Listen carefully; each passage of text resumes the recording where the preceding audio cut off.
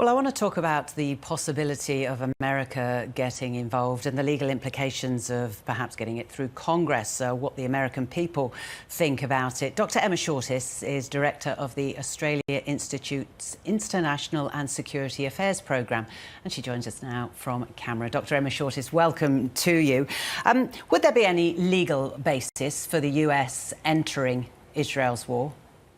Well, the question is almost moot now in American politics because of that decision by the Supreme Court last year that effectively said that if the president is acting in an official capacity, then he has impunity. And so Trump is operating on that basis.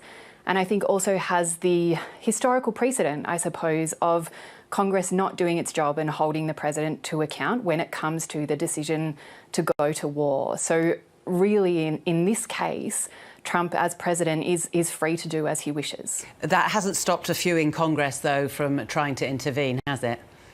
Absolutely not. You know, there is a bipartisan effort to prevent the president from taking the United States to war with Iran, and that is absolutely within Congress's remit. You know, technically, the president is supposed to go to Congress and ask for a declaration of war, but presidents haven't really done that, and since the United States intervened in Korea decades ago. So it is unusual in that sense for Congress to attempt to restrain the president that way. Perhaps a sideways attack from Bernie Sanders, the Democrat. He wants to introduce an act that would prohibit the use of federal funds, so specifically funding for a military operation. Would that have more success? Potentially, yes. I think that would constrain the president, but that also assumes that the president is going to pay attention to what Congress is doing. And Donald Trump has made it abundantly clear, he's made it incredibly clear that he has no real regard for the rule of law in the United States. So the question then becomes, you know, will the president listen to Congress? Will he pay attention to what Congress is doing? And we are in the extraordinary situation where we're not sure about the answer to that question. Would at any point there have to be some explanation as to why, if they did get involved, more involved, why it would be in America's interests? Certainly, I think that's a very important question, especially when you put it in the context of Trump's campaign promise, you know, going back all the way to his first campaign for the presidency, where he said he would get the United States out of the forever wars in the Middle East. And so, you know, whether accountability comes for the president from his base, perhaps, many of whom were really attracted to that promise of getting the United States out of those forever wars, whether Trump pays more attention to that, I think, is also a pretty interesting question. But the momentum towards intervention is very strong. Can we turn to international law now, some of which America and Israel abide by, some of which perhaps not? Starting with Israel's strike on Tehran, how do you think that would, how do you think that would hold up in the international court? Well, I think it's important to say that Netanyahu's government has made it very clear that they have no real regard for the principles of international law, broadly speaking, and any reasonable reading of those principles of international law would say that this strike against Iran doesn't conform to international law. It's been framed as a preemptive or preventive strike, but there's no indication that there was an imminent threat against Israel.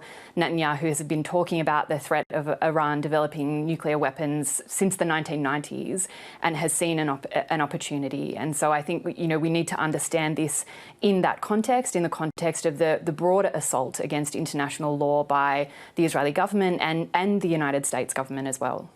I'm interested to know how you assess Israel's end game on this. What's their aim? What's the end game?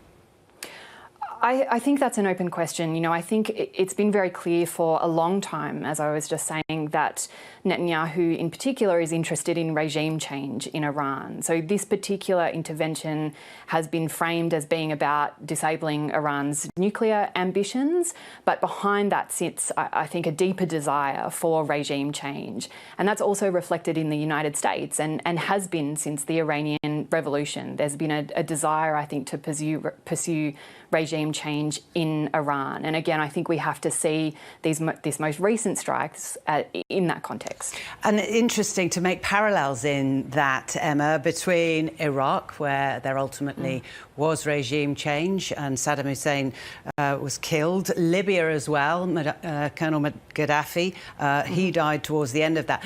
None of those situations have particularly turned out well for America. That is absolutely right. And Trump, in his campaign, traded off that. You know, he was one of the very first prominent conservatives, people on the right in the United States, to say that the Iraq war was a mistake. And that partly explains his power and his appeal to the American people, because he told that truth back to them. The fact that he is now considering drawing the United States into this conflict with Iran, he's talking about potentially assassinating a head of state, highlights, I think, the hypocrisy, if nothing else, of the Trump campaign and the movement, I suppose, behind Trump. Dr. Emma Shortis, thank you so much for your time. Pleasure. Thank you.